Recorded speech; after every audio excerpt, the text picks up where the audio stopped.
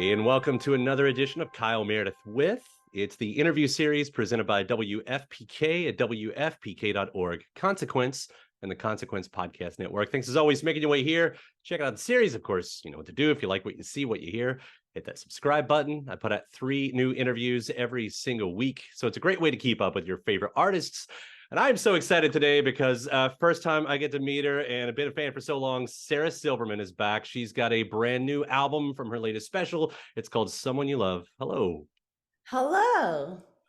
How's it going? It's so nice to meet you on here.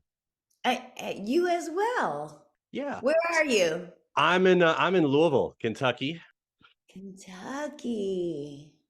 Yeah, like usually when someone says it like that, like they've got a really good story about why they hate the place or just that they know it exists. That's usually. No, I know almost nothing about Kentucky other than Mitch McConnell, Mm-hmm. Sturgill Simpson, Right. Okay. So nice balance there. Well done. and it's like supposedly has the greatest sun for weed growth. Yeah.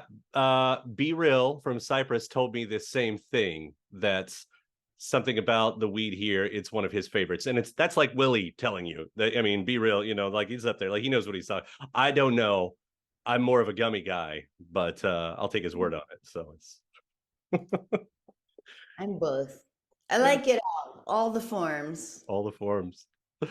Well, compliments on this new special and this album, Someone You Love. It's hilarious. The stories that we get to hear through all of this. We've laughed at a few of them, even the little moments. And I don't mean to say the threat. Like there's a moment where you're just doing a deep voice and you're like, hello, and you're talking about you. Like even those, like it's such a well done special. So just starting out with the compliments. Oh, thank you. Yeah. Thank you. Yeah, that's just true. Coming home and being scared.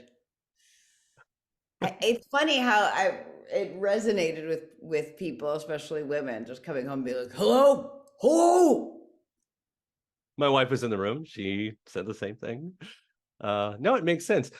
But it's interesting. I was thinking about because what we're talking about, there is a special, but this is the album. And I was thinking about how, especially with comedy specials, with live albums and music and everything else, like most of the time growing up, because pre-YouTube, all of that, like I would hear these before I would ever see the special, if I ever saw this, if the special even existed, right? Oh, comedy albums. Yeah. And the imagination that you sort of have to use to go along with these, like there are some people, I don't even know if you care, like how this enters someone's world through the album or through the special. Like as the artist, like do you even have the preference? No, not at all. And listen, I'm expressive with my face, but I think comedy with an album is the best. I mean, so many records I listen to, so many comedy albums I listen to audio. I mean, like Steve Martin, you know, comedy isn't pretty. Uh, I mean, I remember first moving to Los Angeles and driving around with my friend Steve Agee and just listening to Brian Regan CDs. Like, oh my God, um, Robin Williams live at the Met, Woody Allen double album I grew up with that my mom had, all of that stuff, Albert Brooks comedy minus one. Like it's just there's something very classic about comedy that's just audio, the comedy album. Now, did you ever do the flip where you eventually saw the special and it or the performance and it looked nothing like what you like? I was thinking about something you said, like Mitch Hedberg. That was one of those we passed around like in my 20s. And Wow. everybody was like, "Oh, the Mitch Hedberg," and eventually, again, YouTube, and I was like, I just looked it up, and it's like nothing like I thought that would have looked. Almost, I won't say killed it, but I almost killed it a little bit. Well, I mean, the great thing about audio is it's theater of the mind, and so like your own creativity finishes the circle, of the audio visual thing you're listening to. And yeah, sometimes like I remember I always listened to like Broadway show soundtracks in New Hampshire growing up, and I never saw the shows, and then like I grew up and I saw some of the shows, and it was just so different than what I had patched together just from the songs. And you have to, I mean, I don't even know if you do it. Like at some point, your mind has to be okay with that. You have to just forget anything that you had before. Well, it's like when movies are made of a book, and like the people who love the book are always going to be disappointed because it's not what they imagined. Yeah, that's like I do that with live albums a lot too. I've got those favorite live albums, music live albums. It's like, and of course, none of them are coming to mind right now. Purple Rain, that was because Purple Rain's sort of a live album. It's sort of an album live album. It's one of those. Like eventually seeing that. There was a Counting Crows thing that I used to love, and then you see the room, and it's like, oh, it's so much smaller, and the audience isn't half as into it as I thought. Like I don't know what to do with those moments, but whatever. It's They just are. Yeah.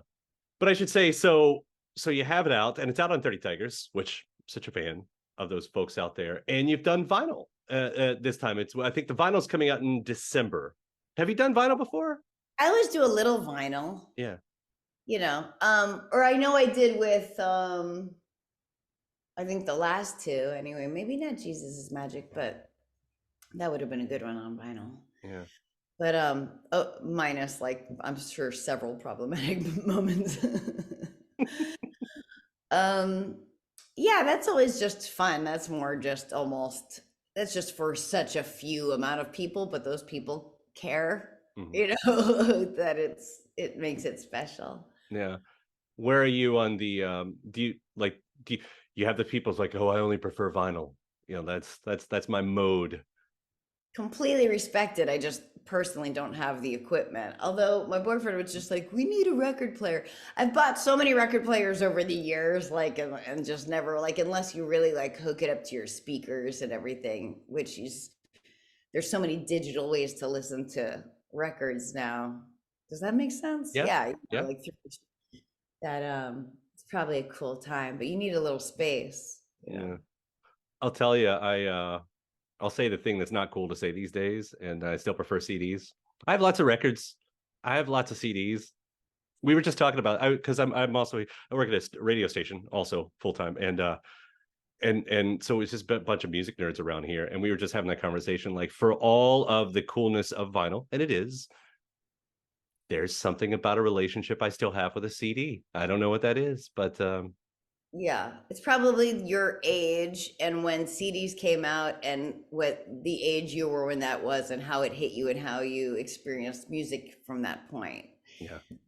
Would be my guess. But I mean, yeah, CDs technically sound perfect, right? I mean, I think people like vinyl because they like the cracks and they like the imperfections and stuff like that, like because that's when they first were like hearts exploded from music. Probably. So what's your story? What's your backstory on the music? Because comedy, yes, but music has always been a big part of it. In fact, I'm not sure why you're not usually introduced as, comedian, actor, musician, because I feel like the musician part is just as important with you. I'm an excellent musician and singer for a comedian, but a not good enough singer and musician for a singer musician. I don't know if that's true. I mean, they're funny songs. Do you ever write serious songs? Yeah, I've written a couple serious songs, and they're best just kept inside my head or like on my phone because nobody wants to hear a comedian's like heartfelt song. I don't know. Nobody does. Give me one example. It changed, but looking back, you did the song with Natalie Maines for Howard. Yes. And that starts as a serious, that starts as a heartfelt, and of course we were all expecting for that to change, and you lived up to that. And but that's like one of those moments, like that's a good song. Well, like big Howard fans, like it made some people weak, it did actually move some people even, but yeah, it's a silly comedy song, but it was so fun to write. And I had written it, and then Gary Delabate was like, "Do you mind if Natalie Maines sings it with you?" And I was like, "Are you kidding me?" You know, and I texted her the song, and then I drove to her house. And by the time I got to her house, she had like the most incredible harmony line, and like just made it a billion times, you know, into a real song. So it was so fun. Yeah, it's actually fun watching her, like her doing the comedy side, which she's good at that too. You know, I think I've Oh seen. yeah, I can't remember what it was, but she added she changed a line that made it so much funnier. Yeah, I don't yeah, remember when it was though. yeah. So I mean, what was it like? Even as jokes, when did, because you can play, you play piano, I play guitar, right? Piano, guitar, is that right? I'm just learning piano, which is the song Uh-huh. at the end. I wrote on piano, and then a really good pianist ended up playing it, Mark Rivers, who produced it and helped me write it. But so that's just, you know, I just was like, well, I know chords on the guitar and I have a piano, and I was like, I'm I think it's just like a C chord, and then like I know where C is, like, you know, and I mean I can pluck out stuff, you know. Yeah. When did all that start happening? That's what I was getting to. Like sure, you've told your comedy story, I'm sure, but when did the songwriting enter your world? Is there like a hard spot for that? Um, well, when I started doing stand up, you know, in my teens, and then my friend Mark Cohen was a guitar act, you know, plays the guitar, and he started teaching me chords and stuff.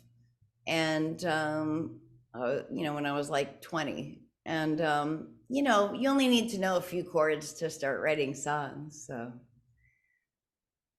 There are bands that's that made entire careers out of just those few chords right there. indeed But brilliant ones. what's that? Brilliant ones. Absolutely. Well, the song you're talking about, "Something to Tell You," um, is a great moment at the end of this special. Uh, and the orchestra, great, but when the kids' choir comes in, how's that? Do you have to explain to their parents what's going? Like, who signs off on that? Well, if you saw the movie Bruno, you would see that parents will sign off on almost anything. Their kids are going to be on TV. But, you know, it was very sweet. They didn't have anything. I don't think they had any like swears or anything to say. I don't think. Yeah, you know, it's a fairly innocuous song. I mean, you know. Reminded me of some more of my traumatic moments growing up. I Well, I have remember. like terrible misophonia, so to be able to have a line in there saying like this, uh, mm, no, uh, I can't remember how it goes, but just when I'm talking about the sound of someone biting into an apple in a quiet car Uh, makes me want to fucking die. Yeah, that's I poor like, being. yeah, like I had a in high school. There was a girl who broke up with me for having bad breath. Which, well, please don't cry for me. It was a It good probably lesson did a learned that huge day. favor. What's that? Probably did you a huge favor ultimately. You probably have the cleanest breath in the world I'm a now. better brusher, you know, but thanks to some undiagnosed IBS issues at the time, I like lots of lessons learned around that time. So a song like this, it's an anthem, whether you mean it for it to be or not. It's an anthem. Right. You got to take care of your gut health, and you have to floss. All the above. No, thank you. So thank you from all of us out here for having a song like this. Um, I was just looking at some of the stuff you'd done too musically. We both knew Scott Hutchison. Yeah. And you sang on the tribute album because you did you helped on My Backwards Walk. How did you know Scott? I mean, sure, Scott knew everyone, I guess. I think everyone knew Scott. I just knew him because I was a fan. I loved Frightened Rabbit, who my friend Harris Whittles turned me on to. And um, so I had him, he was in LA. So he was in LA a bunch, I guess LA and Scotland, you know. And so I had him on my Largo show. I have like a monthly show at Largo out here. And he came on it, and we also just bonded about depression and managing depression, and he had helped me, kind of get out of a downward spiral. And I feel so, and I know we always think that we could stop it, and I really do. Mhm. I really do, though. He sent out a flare on Twitter. And I didn't see it in time. Yeah. Yeah, no, that was a rough time. And have you heard Frank Turner's tribute to him? A wave No. across a wave across a bay? Because they were close too, Frank. And yeah, it's one of the when I heard it, I didn't know that it existed. I was listening to his album and he got a few lines into it and he hit me. I was like, is he singing about Scott? Because the first line is I dreamed of Scott last night. And by the time the song was done, I was in like absolute tears. And it's an incredible song. I just queued it up. Oh Yeah. my gosh. Yeah. So knowing that you're a friend and a fan. Yeah. Yeah. Oh God. It's just his music has such different meaning now, and sometimes it's just too hard to listen to, but I love it so much. Yeah. Well, you tackle a lot of that, as you're saying, depression and everything on the podcast too, which is the podcast on a break? Is it just paused or? It's coming back October 17th, I want to say. On Lemonada. All right. But it will be back. Yeah. Well, I mean, you've done so much good for people through that, but that's like, I mean, that's obviously a different lane that you get to take. It feels, yeah. Now, is that just something that I don't know, because you have comedy and maybe you're like, I want to do something else. How did it develop that way? I didn't plan it to be this way.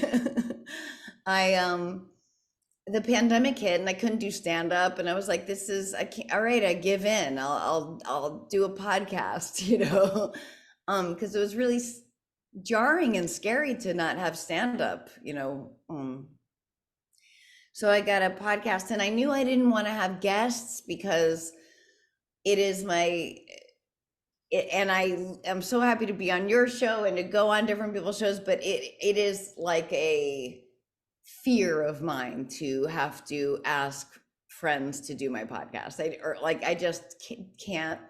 And I'm also not interested in interviewing celebrities, or I don't know, I wanted to talk to people. I wanted to, so I just wanted to do a call-in show, and the calls just become the trajectory of the show. And that is what has happened. But the trajectory of the show went in a very different way than I thought. Yeah.